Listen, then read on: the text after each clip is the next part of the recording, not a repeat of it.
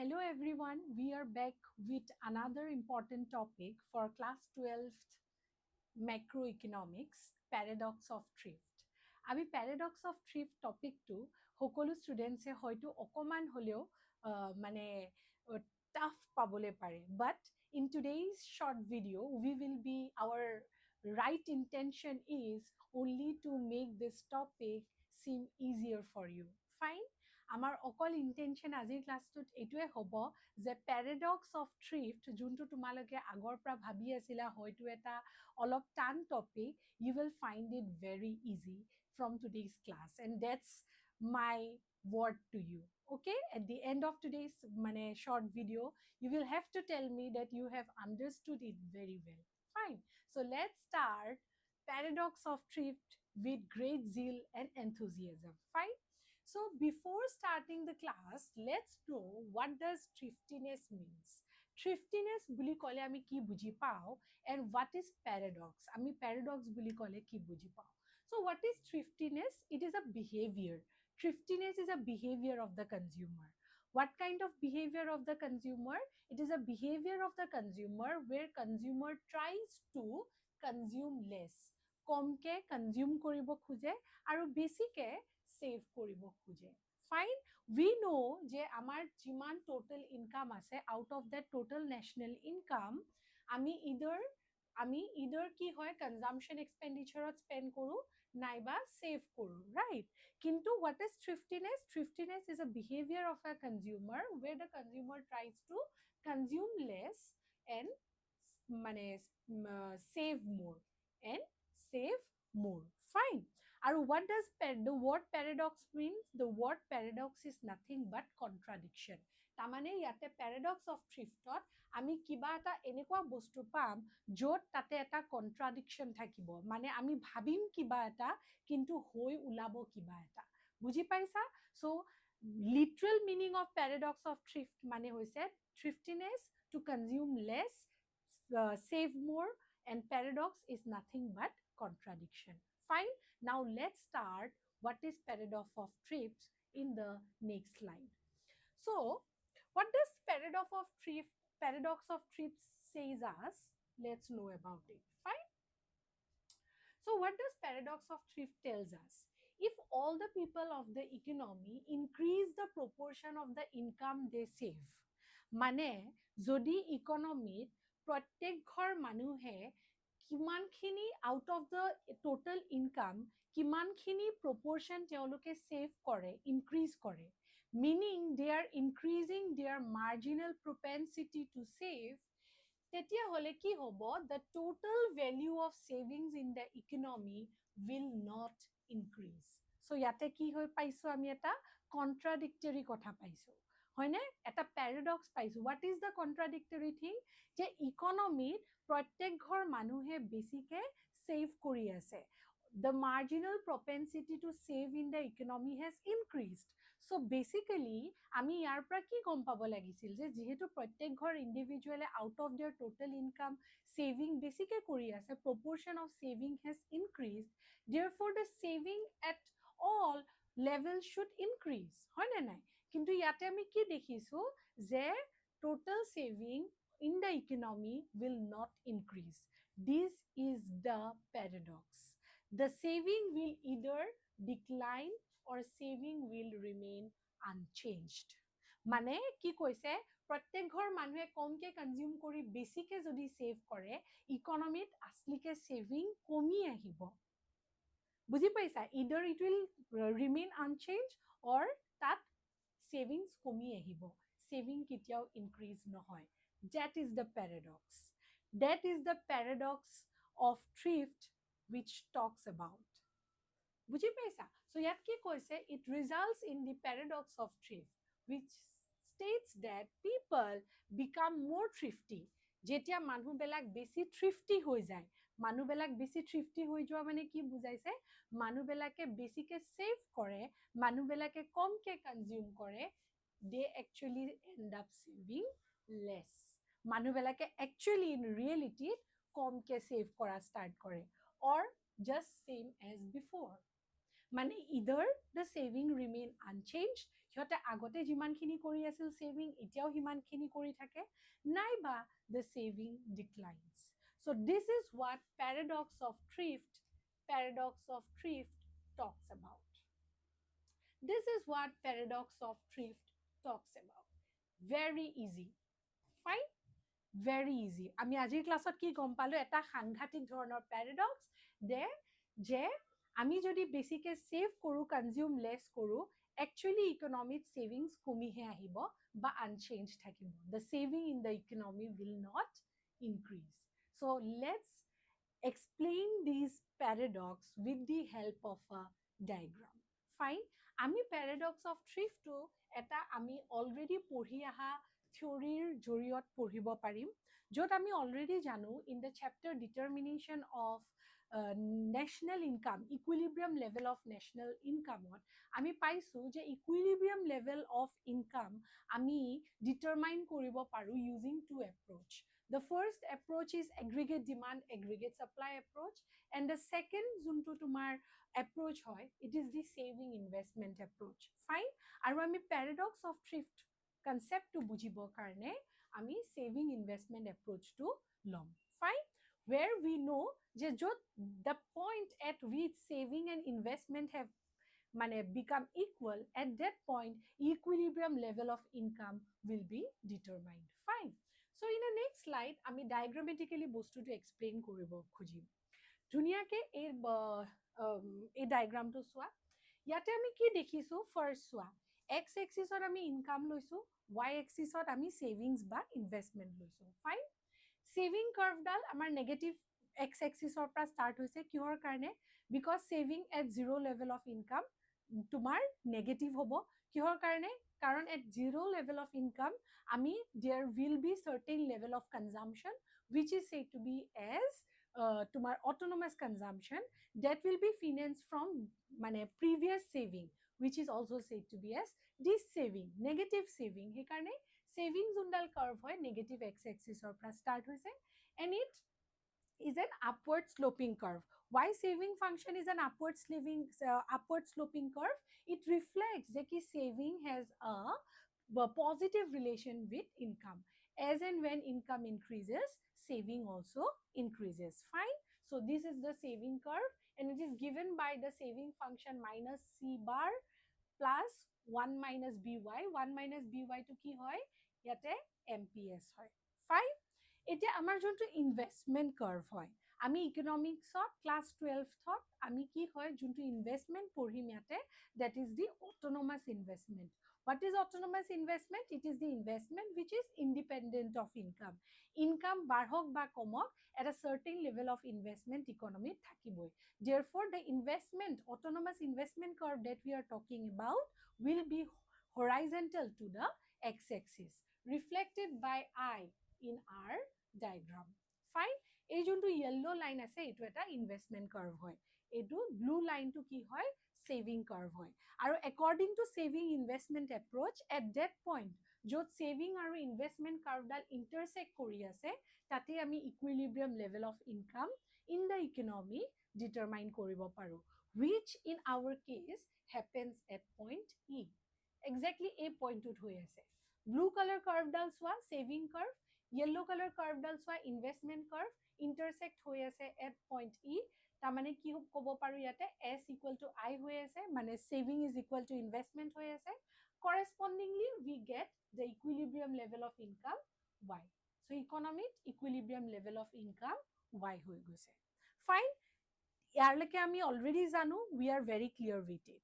Now let us assume that economic recession hoise. Economic recession hoise aru manuhe besike consume koribo khoja nai manuhe besike save koribo khojise বুজি পাইছা মানুহে বেছিকে save কৰিব খুজিছে আৰু মানুহে বেছিকে কনজিউম কৰিবলৈ খোজা নাই meaning when people will save more the saving curve এই যোনডাল saving curve আছে ই কি হ'ব upward shift হৈ যাব বুজি পাইছা when there is more saving in the economy the saving curve the blue color curve will shift upwards parallelly in the economy যেনেকে for example saving curve ডাল তোমাৰ upward shift হৈ যাব যোনটো আমি reflect কৰিব পাৰিম in the Next slide. চোৱা ইয়াতে we are talking about the economy is in recession, people are saving more, consuming less, thriftiness behavior. বেছিকে সেভ কৰিলে কি হ'ব, যোনডাল সেভিং কাৰ্ভ আছে সেই সেভিং কাৰ্ভডাল ওপৰৰ ফাললৈ তোমাৰ শিফট হৈ যাব. The new saving curve is S dash. Let us suppose the new saving curve is S dash. Now, using the saving investment criterion, the new equilibrium point is E dash. Correspondingly, the new equilibrium level of income is Y dash. Right? বুজি পাইছা? Because at E dash, saving is equal to investment. Investment curve dal same ase, investment curve eku mane changes aha nai. The yellow color investment curve is parallel to the x axis. No, just change ki hoise amar blue color jundal saving curve hoy, saving increase hua karone it has increased, it has shifted towards it has shifted upwards. বুঝি পাইছা? Upwards to S dash, as a result of which the new equilibrium position is E dash and the new equilibrium level of income is Y dash. Fine. কিন্তু মানুহে ইয়াতে যে saving বেছিকে কৰিছিলে, কিহৰ কাৰণে সেভিং বেছিকে কৰিছিলে?